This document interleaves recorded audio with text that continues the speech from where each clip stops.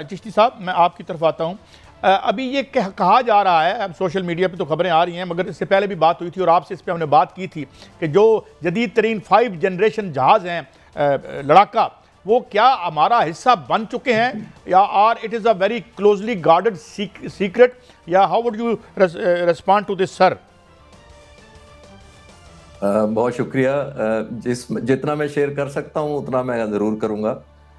इसमें ये कंफर्म है कि अभी पाक फ़िज़ाइया के सरबराह ने भी रिसेंटली यूएसए का ट्रिप किया है और चाइना में भी मुलाकातें हुई हैं, और ये कंफर्म मैं कर सकता हूँ कि हम इंगेज्ड हैं अमेरिका और चाइना के साथ, और हमें होना भी चाहिए, ज़ाहिर है, क्योंकि हम और फर्दर इम्प्रूवमेंट चाहते हैं।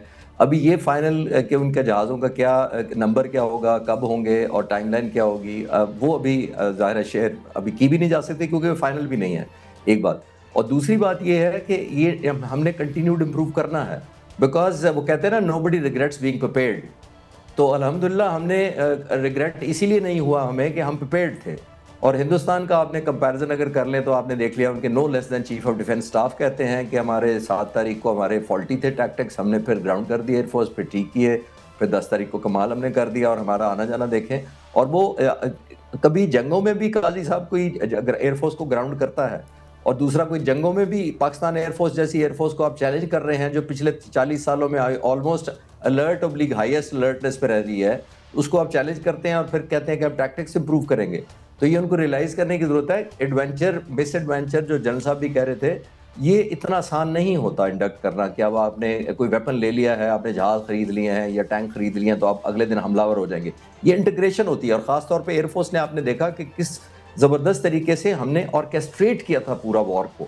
ये वन एलिमेंट नहीं जाके जंग लड़ के आ गया था कि फाइटर जहाज़ गए। ये जब जहाज़ खरीद भी लेंगे इनको बहुत अरसा चाहिए। और राफेल, बाय द वे, मैं रिफ्रेश करता चलता हूँ दोबारा कि तकरीबन 5.25 साल पहले इंडियन एयरफोर्स में इंडक्ट हुए थे। हमारे J-10C 3.25 साल पहले इंडक्ट हुए थे। तो 1.5-2 साल का जो गैप था वो एडवांटेज था हिंदुस्तान को। उसके बावजूद आपने इंटीग्रेशन देख ली।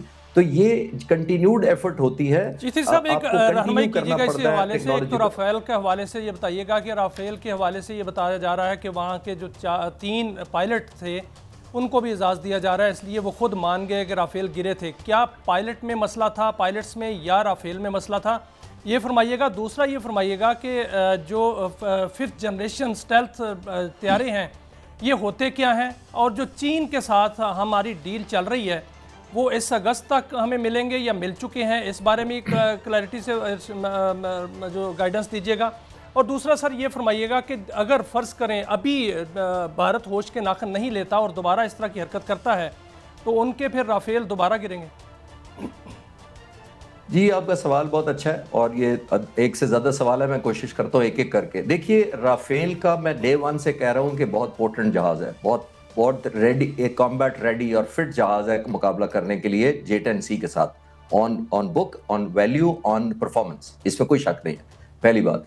दूसरी बात है, हम बेहतर अंडरस्टैंड करने के लिए मैं आपको बहुत जल्दी से कोशिश करता हूं कि राफेल की एक हिस्ट्री बता दूं कि ये 2001 में इंडक्ट हुआ था, फ्रेंच नेवी ने इंडक्ट किया था। ये आज दुनिया में तकरीबन 290 जहाज़ राफेल उड़ रहे हैं, जिसमें से 220 के करीब फ्रांस की अपनी एयरफोर्स और नेवी उड़ा रही है, 70 से 75 जहाज़ पूरी दुनिया उड़ा रही है।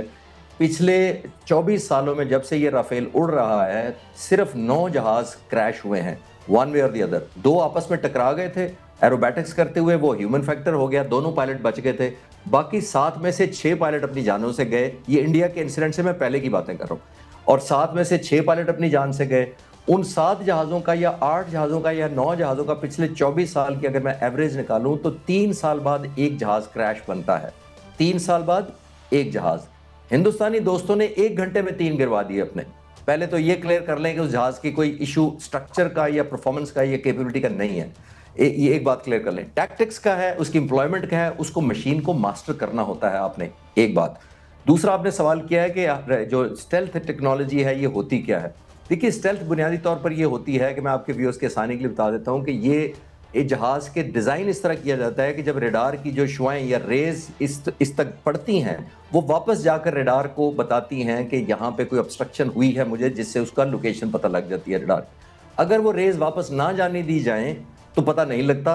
वो 2 तरीके से होती है, या उसका स्ट्रक्चर इस तरह बनाया जाता है, मेटल इस तरह इस्तेमाल किया जाता है, या उसके پینٹ خاص طور پہ جو جہاز کا پینٹ ہوتا ہے وہ ریڈیشن ابزاربنٹ ہوتا ہے. یہ ٹیکنالوجی ہوتی ہے بیسیکلی. دنیا میں یہ صرف 3 ملکوں کے پاس اس وقت اسٹیلتھ جہاز ہیں. امریکہ میں F-22 ریپٹر اور F-35, رشیا کے پاس Su-57 اور چائنا کے پاس 2 جہاز ہیں J-20 اور J-35. یہ 5 جہاز ٹوٹل اس وقت دنیا میں ہیں. کوریا اور ٹرکی اور بہت سارے ملک ابھی لگے ہوئے ہیں اس کوشش میں, ابھی ہے نہیں. تو یہ ہوتی ہے اسٹیلتھ ٹیکنالوجی. اسٹیلتھ کا ایڈوانٹیج کیا ہوتا ہے؟ اسٹیلتھ کا یہ ایڈوانٹیج ہے کہ کیونکہ آپ ریڈار پر نظر نہیں آئیں گے, جب نظر نہیں آئیں گے تو ایئر فورس یا ایئر پاور جب بھی امپلوائے کرتی ہے وہ ایک سب سے 5 ایلیمنٹ اکثر بات کرتا ہوں. ایک اس کے اندر فلیکسیبلٹی ہوتی ہے, ایک اندر ریچ ہوتی ہے, ایک شاک اینڈ سرپرائز ایفیکٹ دے سکتی ہے. تو اسٹیلتھ بہت بڑا شاک اینڈ ایفیکٹ سرپرائز دے سکتا ہے. اور چوتھی فلیکسیبلٹی ہوتی ہے, اور 5واں موسٹ امپورٹنٹ ہوتا ہے کہ ایئر فورس آپ کے لیے فیوریبل یا انفیوریبل انوائرمنٹ کریٹ کرتی ہے. آپ 10 تاریخ کی صبح کو پاکستان آرمی سے پوچھیں اور انڈین آرمی سے پوچھیں کہ مورال کیسا ہے جنگ لڑنے کا, تو آپ کو خود ہی پتہ چل جائے گا کہ وہ انوائرمنٹ فیوریبل یا انفیوریبل کس نے کیا, دونوں طرف سے. جی اچھا, جی جنرل صاحب, ایک تو میں یہ کہوں کہ وہ جس طرح ابھی بات ہو رہی تھی, مگر میں تھوڑا سا اگلے موضوع کی طرف آتا ہوں. جس طرح میں نے عرض کیا تھا کہ فائنانشیل ٹائمز ایسا پیپر نہیں ہے کہ وہ جسے ہم کہتے ہیں internal bulletin of the world ruling class کہا جاتا ہے, اس کو ہمارے استاد کہا کرتے تھے. وہ کہہ رہے ہیں جی ترکی پر ایران جو ہے اب اس کا نشانہ ٹرکی ہوگا, اور ایک طرف وہ ابراہیم اکارڈ پر عمل کروا کے مسلمانوں سے اس کو منوانا چاہتے ہیں, and then they are planning, اور پھر ہمیں یہ بھی ایسے کیا یہ بلی کر رہے ہیں کہ بھائی ہماری بات مان لو اور ابراہیم اکارڈ پر تو اپنا ورنہ ہم جو ہے وہ آپ پہ اٹیک کر دیں گے. یہ کیا ہے سر, یہ کیوں پلانٹ کی گئی ہے, یا یہ خبر درست لگتی ہے آپ کو؟ جی میرے خیال میں یہ خبر اس طرح کی تھریٹ نہیں ہو سکتی.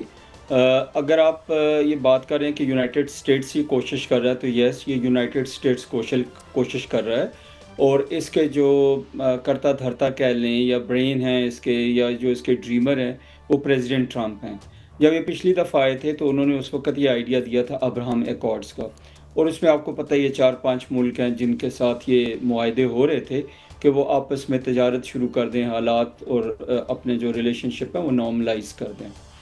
ابھی جو پریزیڈنٹ ٹرمپ ہے ان کی کوشش بالکل یہی ہوگی کہ کسی طرح ابراہیم ایکارڈز میں دوبارہ وہ انوائٹ کریں اور سعودی عربیہ خاص کر شامل ہو جائے.